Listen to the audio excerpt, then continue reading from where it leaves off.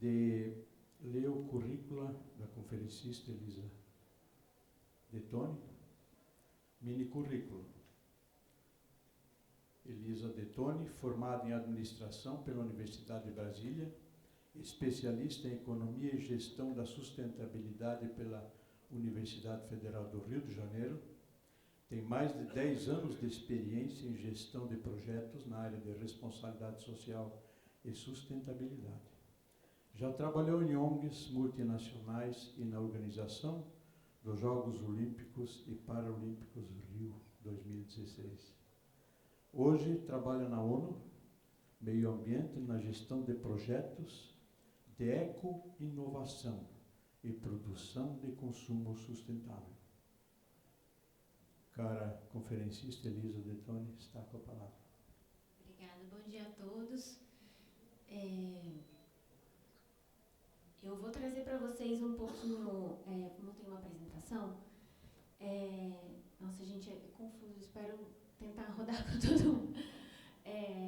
Eu trouxe um pouquinho para vocês do que é a campanha Mares Limpos, que é a campanha da ONU Meio Ambiente que foca na poluição plástica marinha, e trouxe alguns números, caso vocês não tenham tido a oportunidade de conhecer um pouco a realidade que a gente está vivendo com relação ao lixo no mar, e algumas...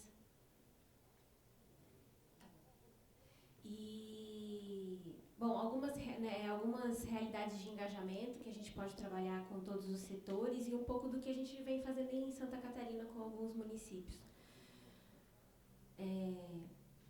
A ONU Meio Ambiente trabalha com a Agenda 2030 e dentro desse tema a gente trabalha principalmente com a temática de consumo e produção responsável e vida na água, super importante vida na água por conta do foco que a agenda está dando para a conservação dos oceanos, mas consumo e produção responsável ganhou uma vertente muito importante, porque a gente começou a entender que tudo parte da produção e do consumo sustentável, você acaba impactando tudo, de certa maneira. Então, essa é uma agenda muito importante da Agenda 2030. Bom, então qual o problema que a gente tem hoje? Entre 60% e 90% do lixo encontrado nos mares é composto por vários tipos de plásticos. E eu queria antes fazer uma ressalva que o plástico, a gente traz o plástico como um vilão, na verdade não é a gente, são os dados, mas o plástico foi uma conquista da sociedade, da humanidade, porque ele tem vários benefícios, como, por exemplo, transportar o sangue que é doado para transfusões, salva muitas vidas, está em vários componentes de transporte, da indústria. Mas aqui o nosso foco é o plástico que a gente chama de uso único, é aquele plástico descartável. Então, ele é hoje o plástico mais encontrado nos oceanos e algumas estimativas apontam que se a gente continuar com essa relação com o plástico, em 2050 a gente vai ter mais plástico do que peixe nos oceanos. A gente já está ingerindo plástico hoje, por conta dos microplásticos, Então, eu trouxe aqui duas imagens da Filipinas e do Líbano. Filipinas tem várias ilhas encontradas no meio do oceano que são ilhas de plástico, ilhas de resíduo. Mas essa realidade também é nossa. Essa aqui é uma foto do Mangue de Santos. E a gente chega a não saber se embaixo disso você tem água ou você tem terra, porque é só resíduo. E claro que tem vários outros resíduos que são importantes da gente lidar também, mas se você olhar para essa foto, a gente vê basicamente plástico. Copos descartáveis, isopor, embalagens de refrigerante, embalagens de cosméticos, de produtos de limpeza. Então, o nosso foco é atacar o plástico, que hoje é o maior impacto no meio ambiente. Então, essa não é uma realidade de hoje. A gente tinha, até a Segunda Guerra Mundial, uma consciência do uso das coisas de maneira mais permanente. Eu vivi a geração que levava a garrafa de vidro para o supermercado para trazer um outro refrigerante cheio. Parece que a gente está voltando para essa época, porque a gente já vê muitas empresas fazendo esse movimento, mas o plástico é um problema desde 1950, quando ele se tornou um artigo de comodidade e de conforto. Então, as pessoas começaram a consumir o plástico impensavelmente. Ele veio como uma solução e não, na verdade, com uma consciência de uso, né?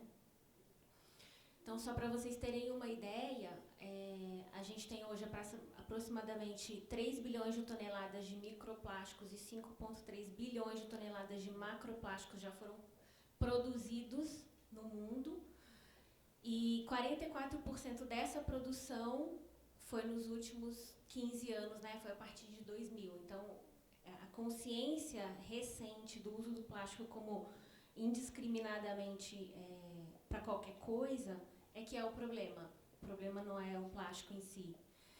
E para quem não sabe o que é o microplástico, a gente tem tanto os resíduos dos grandes plásticos, né, que eles viram pedaços de menos de 5 milímetros, como a gente tem, por exemplo, purpurina, e em cosméticos ele é muito usado, que são as microesferas. Então, você tem um esfoliante que estoura no rosto quando você está fazendo uma limpeza, por exemplo, e vários outros, né?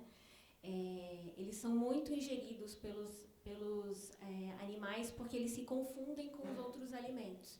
E aí a gente tem um estudo de 2013 que diz que microplástico foi encontrado na urina de 95% dos adultos dos Estados Unidos. Então, a gente já está comendo plástico, né, a partir dos peixes e tal. E eu queria dar um destaque para esse dado de pelo menos 51 trilhões de partículas de microplástico já estão em nossos oceanos, 500 vezes mais do que o número de estrelas em nossa galáxia. Então, assim, os números são alarmantes, a gente tem, né, vários outros dados.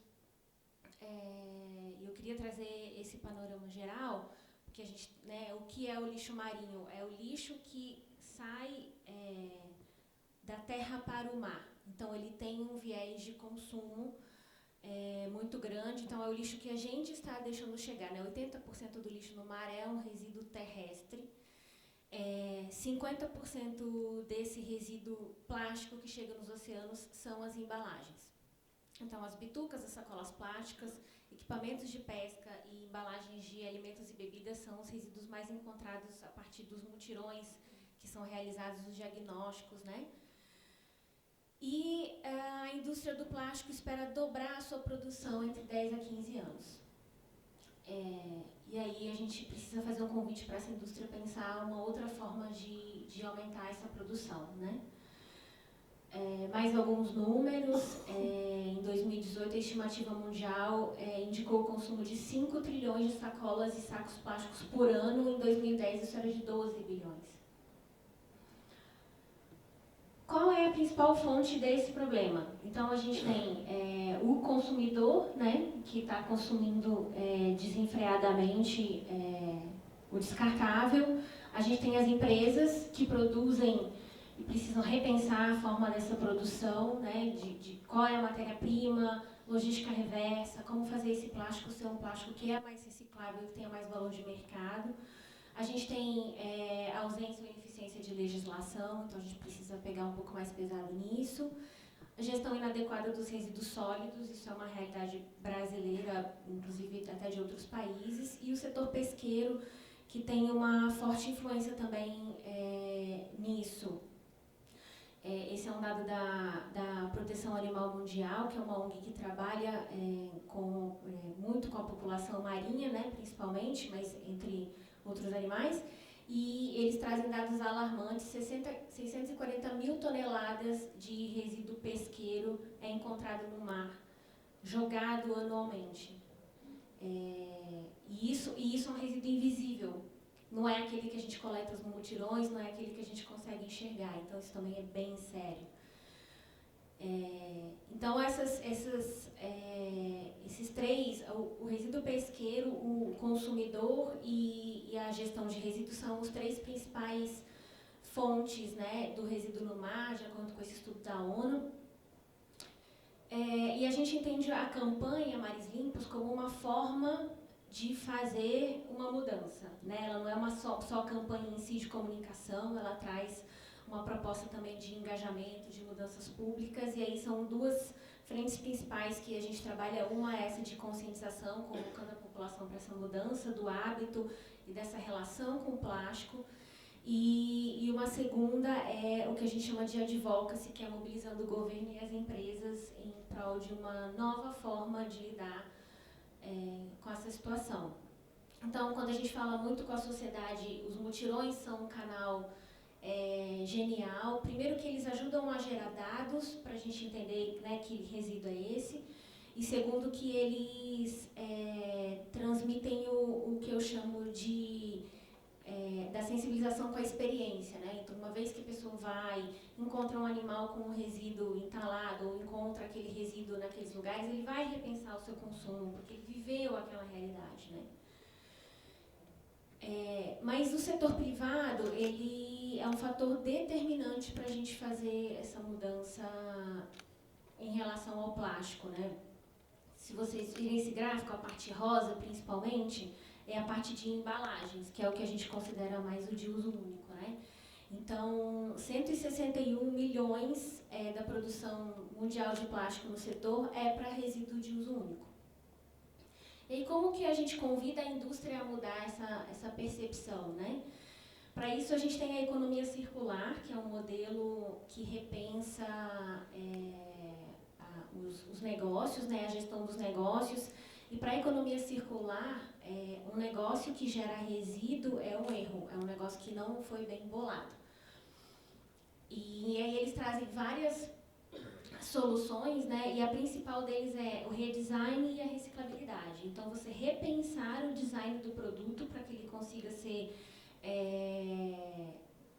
reutilizado, né? Ter um reuso maior ou dentro da sua perspectiva de reciclabilidade, ele poder voltar e trabalhar uma logística reversa, ou ainda ele ter um valor de mercado maior. Porque ninguém vê latinha de alumínio boiando no oceano, porque a latinha de alumínio tem um valor, né? Mas a gente vê os outros plásticos. Então, como a gente dá valor para esses itens? E a economia circular também fala muito da reciclagem, da gestão de resíduo mais efetiva, da reciclagem como uma alternativa economicamente atraente. Isso no Brasil é uma realidade por conta dos catadores, de toda a inclusão social que a gente realiza. E trabalha também essa questão dos cleanups como uma retirada do passivo. Então, a gente precisa meio que trocar a roda, né, com o carro andando. Então, as 3 estratégias para transformar a indústria de embalagens do plástico, peço desculpas pelos gráficos, tem algumas coisas em inglês, né?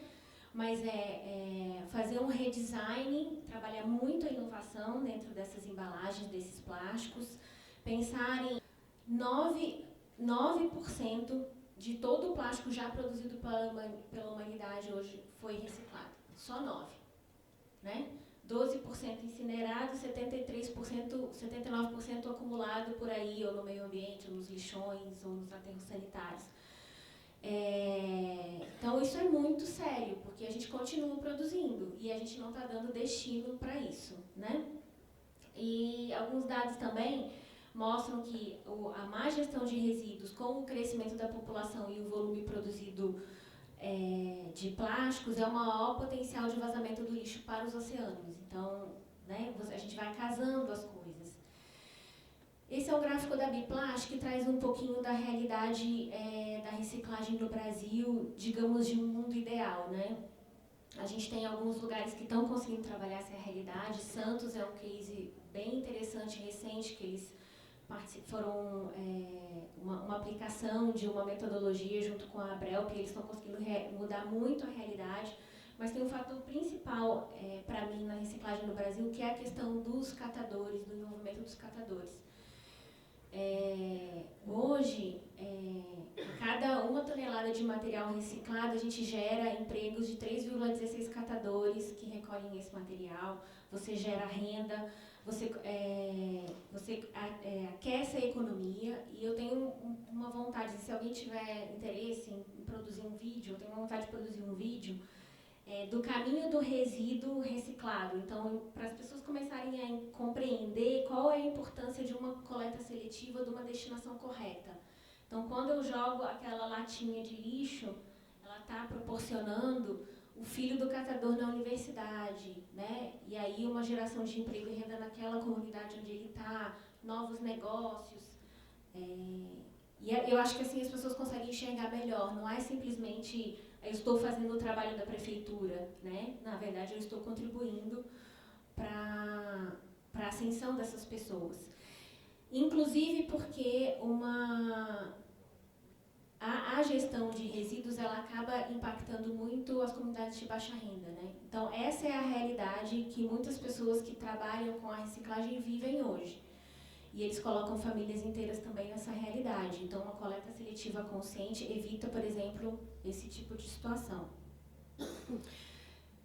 Mas quais são os caminhos práticos, né, que a gente tem? Então, a ONU lançou, junto com a Fundação Ellen MacArthur, que é uma fundação que traz a economia circular para o mundo, né, com uma bandeira muito forte, esse compromisso global para uma nova economia do plástico. Então, é um compromisso de repensar, pensar a economia circular na gestão da cidade. São Paulo foi a primeira cidade brasileira a assinar, e até hoje a primeira. A gente tem alguns países, mas São Paulo é a pioneira. O governo federal lançou o Plano de Combate ao Lixo no Mar, que convida os municípios, né, a pensarem as suas ações, a criarem os seus planos de combate ao lixo no mar, impulsionar pesquisa, realizar atividade de educação ambiental. Foi lançado esse ano, então é uma ferramenta recente que traz muito essa realidade. E, enfim, eles têm várias eixos estruturantes e metas. Vocês podem entrar no site do Ministério do Meio Ambiente, onde vocês encontram tudo lá. Mas a ONU lançou também o Compromisso Mares Limpos, que é um compromisso que convida as cidades brasileiras a campanha Mares Limpos, se comprometendo a realizar elaborar, né, um plano de ação municipal de combate ao lixo no mar.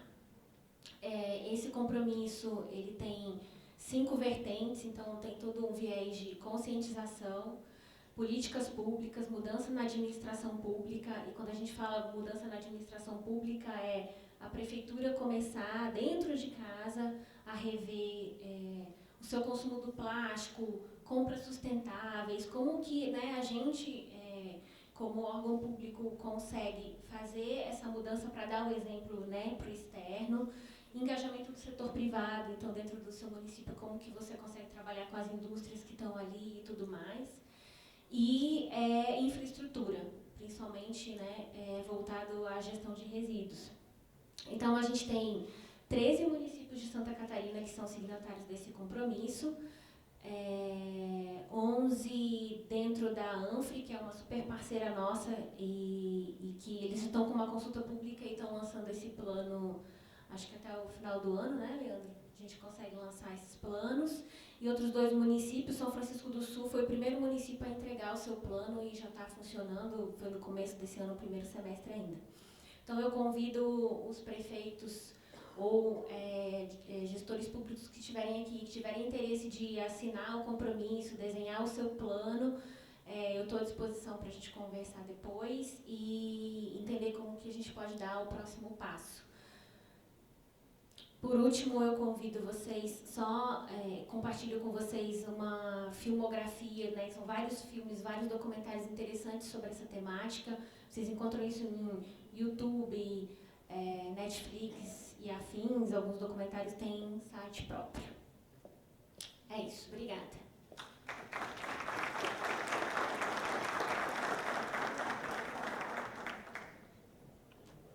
Agradecemos, Elisa, especialmente por trazer esse tema de referência aos municípios. E aqui a gente conta com uma plateia de inúmeros municípios, gestores ambientais, técnicos de meio ambiente, prefeitos. E o intuito é realmente esse, né? Levar a informação.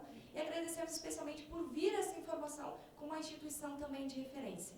A FEGA gostaria de entregar um certificado, agradecendo a sua participação. Agora convido o Leandro Freitas, engenheiro ambiental da ANFRE, para ocupar a mesa. Elisa, eu te convido a continuar aqui, e aí eu cedo meu lugar aqui para o Leandro.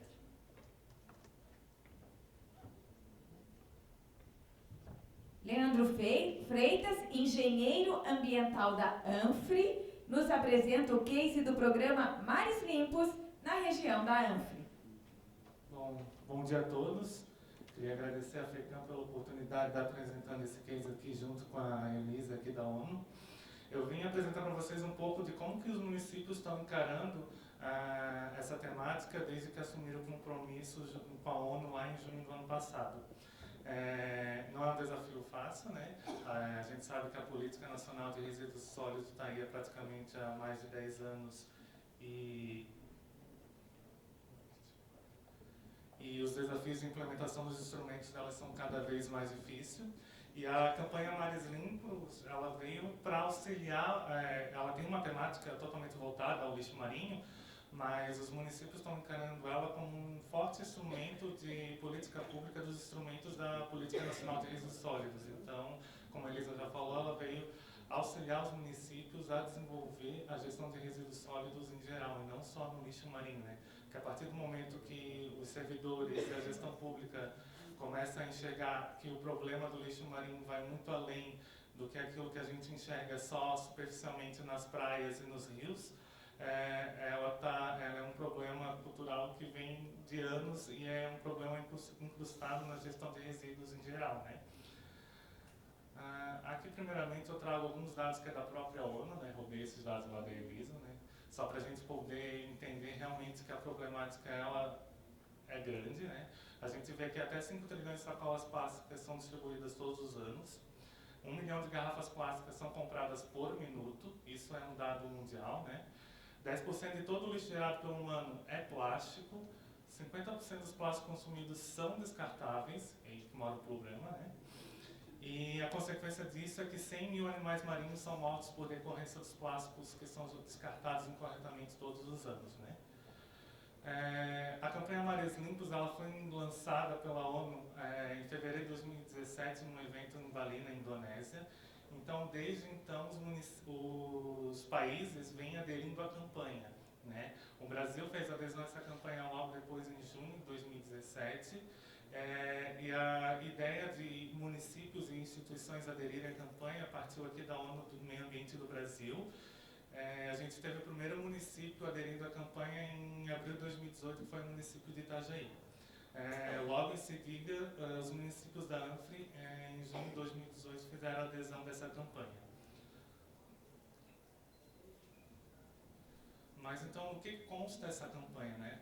A campanha, o município ele assina uma carta compromisso junto com a ONU, no qual elas se comprometem a realizar ações dentro de... A Elisa botou 5 eixos, a gente acabou resumindo para 4 eixos, mas que traduzem os 5 eixos que são propostos, né? Que é trabalhar na legislação e na temática de políticas públicas, né? Trabalhar com a educação ambiental, a conscientização da população e da sociedade, né? As melhores práticas na gestão de resíduos sólidos para a iniciativa privada e melhores práticas de gestão de resíduos sólidos para o próprio setor público, né? Porque ele tem que dar o exemplo se ele quer melhorar a gestão na iniciativa privada. E quando a campanha foi lançada, a gente sabe que todo início de uma campanha ela tem uma ação, que é o lançamento da campanha, a gente tem uma reação. A primeira reação que a gente geralmente vê nas maiorias das campanhas que são lançadas e tem um cunho de políticas públicas forte, é o lançamento de leis que proíbam ou inibem o problema que está sendo proposto ser tratado ali. Então a gente vê que várias leis de inibição de uso do plástico já foram criadas aqui na nossa região, né? Diferentes temáticas, né? Uma proíbem só os canudinhos, outras proíbem só o uso de copos descartáveis, outra traz ainda as questões do isopor também. Cada município aderindo a uma lei que mais atende a sua realidade. E para a gente tentar promover e consolidar essa ação, porque a gente tem muita ideia no Brasil aqui que lei não pega, né? É uma cultura que a gente tem que mudar. Para consolidar que essa campanha realmente fique, através do colegiado do meio ambiente lá da Anfre, que é um colegiado constituído pelos gestores municipais de meio ambiente dos 11 municípios da região,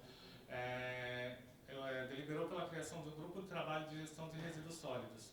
O que é esse grupo? O grupo é composto por um servidor técnico específico do tema, que entenda da área, para trabalhar em conjunto com os 11 servidores técnicos ali, formando um grupo para trabalhar, fazer um debate permanente sobre a gestão de resíduos sólidos. Não apenas do combate ao lixo no mar, né? Mas especificamente agora a gente está trabalhando com a campanha Mares Limpos. E o grupo vem desde então, desde a assinatura da campanha Mares Limpos, trabalhando na construção do plano de ação de combate ao lixo no mar, né? A gente está em fase de abertura da consulta pública, ela está aberta desde 7 de junho, a gente tem previsão de fechar a consulta pública em 30 de setembro. A consulta pública foi uma maneira de a gente ter um diagnóstico da percepção da população, do que ela enxerga, qual é a problemática do lixo marinho na sua região. E o que é esse plano de ação? Diferente dos planos que a gente encontra aí, que vê metas extrapolantes, que muitas vezes o município contrata a empresa ou terceiriza para elaborar um plano muito grande, muitas vezes inatingível, ele está se propondo fazer um planejamento estratégico de curto, médio e longo prazo para implementar ações que atendam aos eixos da campanha Mares Limpos, né? Então, toda ação criada ele vai ser composto por uma tabela, que ele define quais as atividades que precisam ser realizadas para cumprir o objetivo daquela ação, determinando o prazo e responsável para atendimento dessa ação. Então, assim, ele vincula que a ação tem que atender aquelas atividades, tem um responsável, então tem um prazo. Então, a gente entende que assim a ação, ela, de fato, ela vai ser cumprida, né?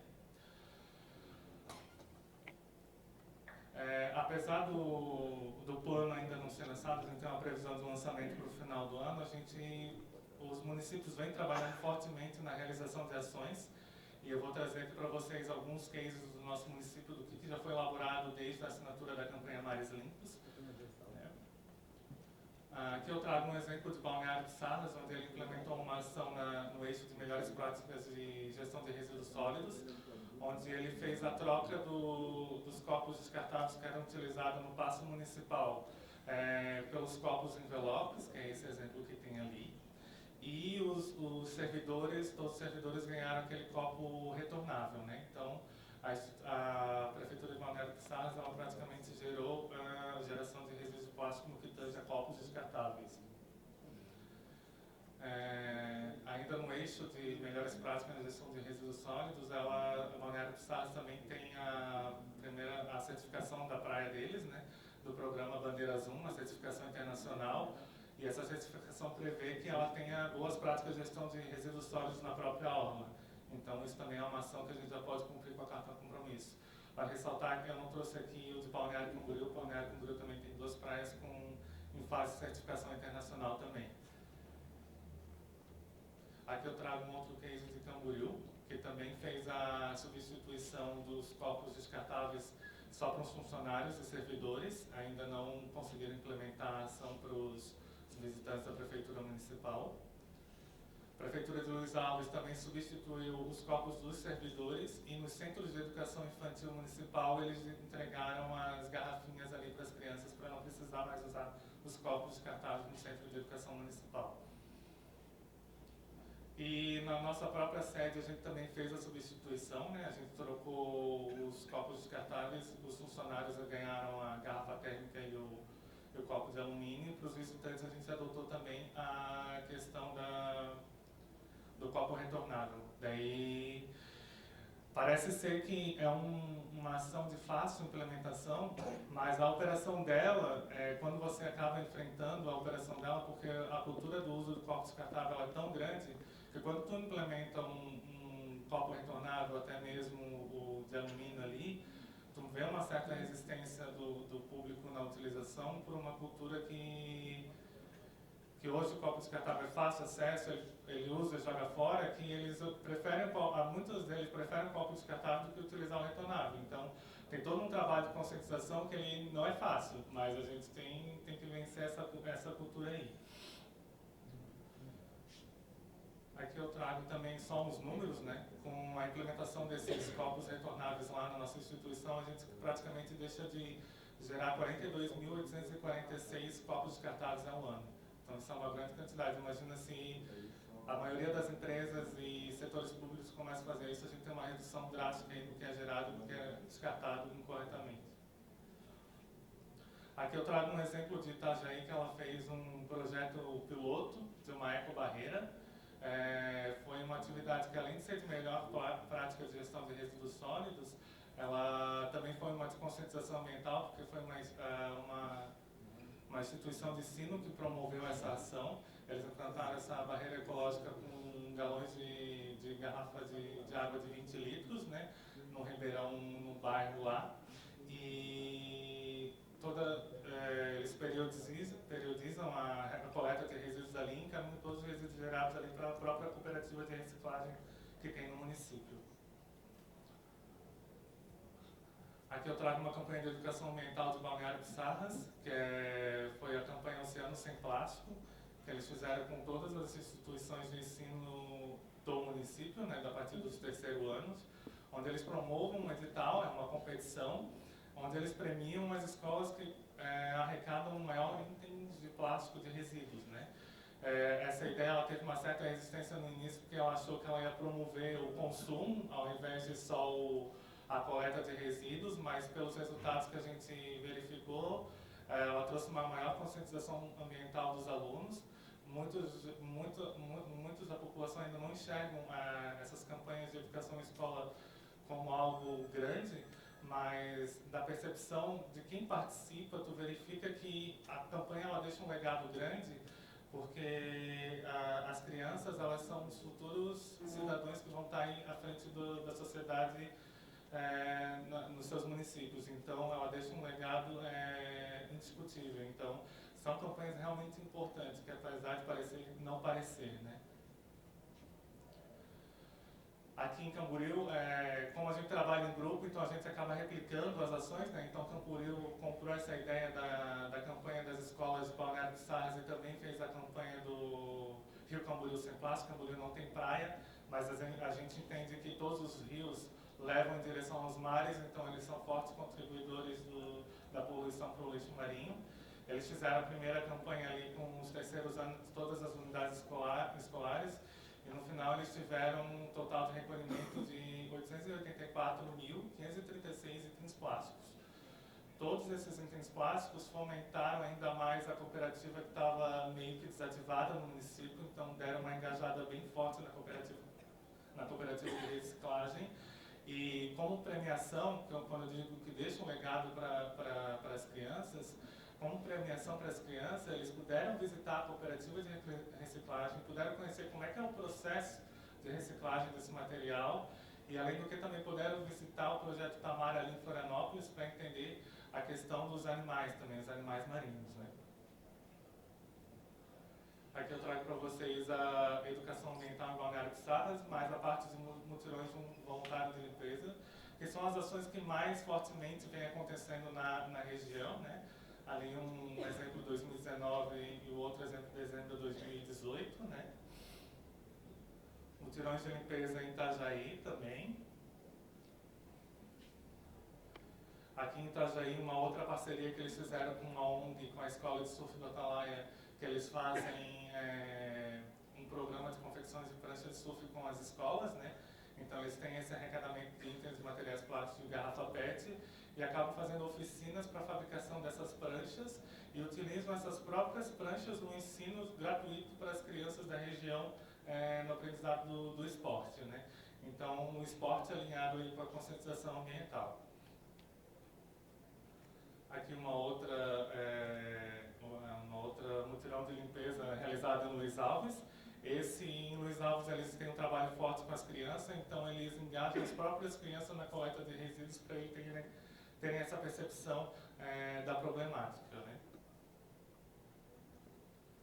Mutirões de limpeza realizados na cidade de Porto Belo.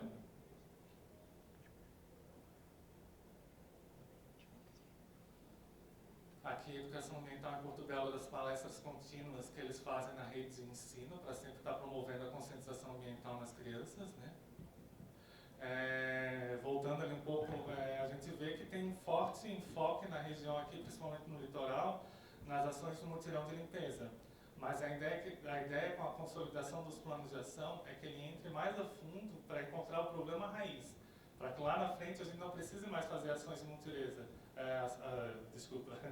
mutirões de limpeza, Porque enquanto houver necessidade de mutirões de limpeza, a gente verifica que o problema ele não está sendo resolvido, né?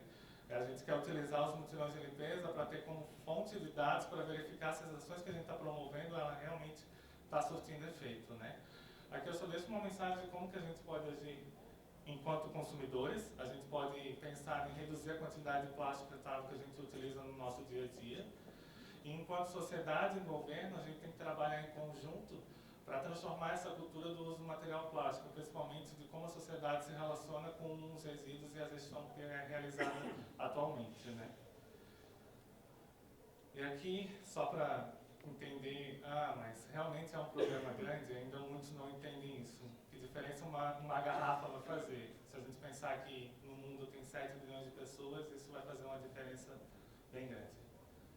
Aqui eu deixo meu contato, caso alguém tenha interesse em aderir à campanha, entender como é que ela funciona, trabalhar em conjunto com um grupo de trabalho é muito importante, que acaba fazendo o compartilhamento de ideias e engajamento, um servidor engaja o outro, então é muito importante. Eu coloco meu contato à disposição, assim como a Elisa também, a gente trabalha em conjunto. A ideia é que quanto maior o número de adesão, maior a problemática vai se resolver, porque não adianta eu resolver o problema do lixo marinho ou a gestão de resíduos no meu município, se o problema é transfronteiriço, né? Se o resíduo que chega no mar, ele vai para tudo quanto é lado, né? Ele não tem fronteira. Sim, muito obrigado.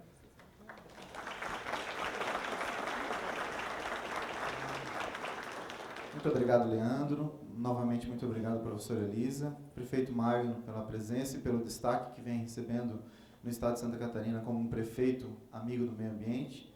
E gostaria de convidar o prefeito a entregar um certificado aqui de agradecimento ao Leandro por participar desse painel azul.